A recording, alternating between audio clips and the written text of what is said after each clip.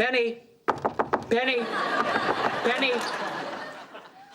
Good morning. Do you have any idea what time it is? Of course I do. My watch is linked to the atomic clock in Boulder, Colorado. It's Sunday Morning on CBS. And here again is Jane Pauley. Jim Parsons may play the annoying, know-it-all nerd in the hit CBS series The Big Bang Theory. But he faced a very steep learning curve when a new role placed him behind the camera. He shares his lessons learned with our Richard Schlesinger. You said whoever had the bright idea to evaluate toddlers using test scores deserves a special place in hell. 96. Out of 100? Yeah. Well, there is a great deal about Jim Parsons' latest role in the new movie A Kid Like Jake that not so many years ago would have been difficult to imagine. This time, he's not just the star. I chewed gum through that whole take.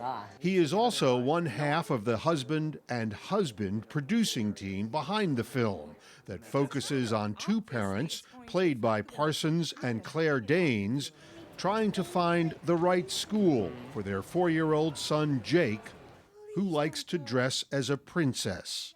I love to act. It's an insatiable desire of mine. I feel like I can't control it. Do you love to produce?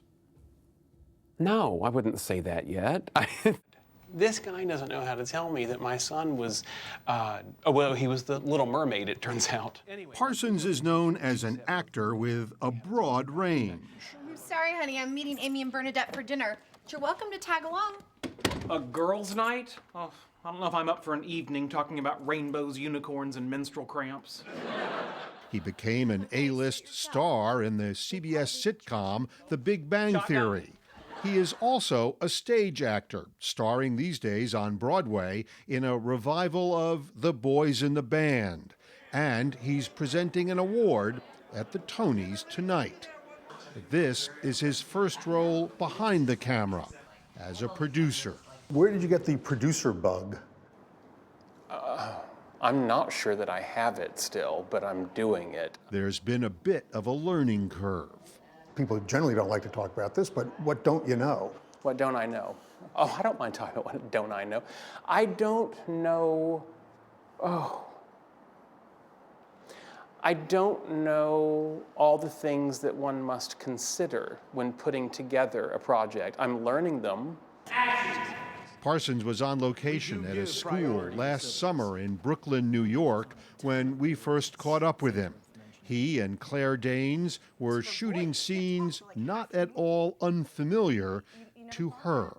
I happen to be a mother of a 4-year-old son living in New York City, and I had just gone through that process, that gauntlet of applying to elementary schools, which here is, very intense. And it starts at age what? Oh gosh, I mean, age negative. It's a little more difficult for Danes and Parsons' characters in the movie because their 4-year-old Jake might be transgender. They seek help from their friend, a counselor, played by Octavia Spencer. But you know that I care very deeply about Jake, which is why I'm doing everything in my power to place him somewhere where he feels safe and comfortable enough to dress like a girl. Throughout the filming of this movie, Parsons was juggling his two roles as actor and boss. You know, there's a lot of feeling this out as I go, and there's a lot of relying on a lot of other people who do understand things better. One of the people he relied on was his producing partner and his life partner, his husband, Todd Spiewak. You spend time at home talking about the movie? We do. Yes. He runs out of the room every time I put the dailies on my computer. Not every time, but I don't need to see those. I don't need to see playback of all the scenes we've done, not while we're in the middle of it. It's our job to harness every student's unique potential. That wasn't awful. No. The film's director is Silas Howard. Let's wait till you cross past the woman's head. Howard brought an intensely personal perspective to this film. In Scotland, men wear kilts, which are kind of like skirts. Cut. Perfect. Gender issues are not just someone else's issues to Silas Howard. He was born female and transitioned in graduate school. For a kid Right around 5, 6, 7, 8, they pretty much know who they are, kind of what they're going to do and if they're going to grow out of it. I think the problem is never with the kids, it's sort of the world around them. Howard insisted the role of Jake had to come naturally to the young actor playing him. I wanted a little boy who loved being a princess. The part went to Leo James Davis. Little Leo has amazing looks, pulls the best fashions, is very clear on what he likes, has been that way since age 2, he's fine. He'll wear boy clothes too, but he really loves wearing dresses and he does whatever.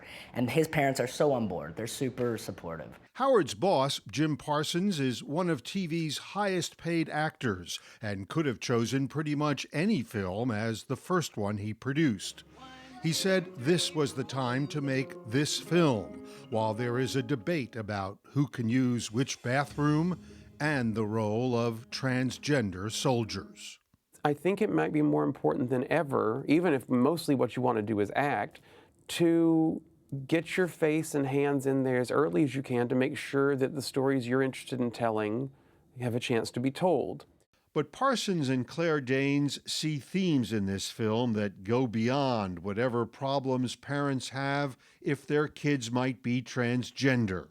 It is especially emotional for Danes, who's expecting her second child. We all are told that our children should be special but not different, and that's a very kind of confusing message to have. Suddenly these alarms sound, and oh God, I'm crying thinking about it because it's very moving. It's like, his parents want their kids to be safe. Sorry I made you cry. No. Also, I am pregnant. Danes, who's an executive producer and star of Showtime's Homeland series, has already learned what Jim Parsons is now finding out. Producers and parents are not entirely unalike. Both go through some pain to create something they hope will be valuable. When we first met, you said you were just sort of learning as you go the role of producer. Yeah. So now that it's all done, how'd that all work out for you? Well, I would say within the first week that we wrapped, my first feeling was never again. I thought, well, that's done. Oh, I don't know if I'll do that again. And then as we kept moving on, I was like, yeah, I will. Because some of the things that I don't enjoy about it are worth going through to get to the parts that I love.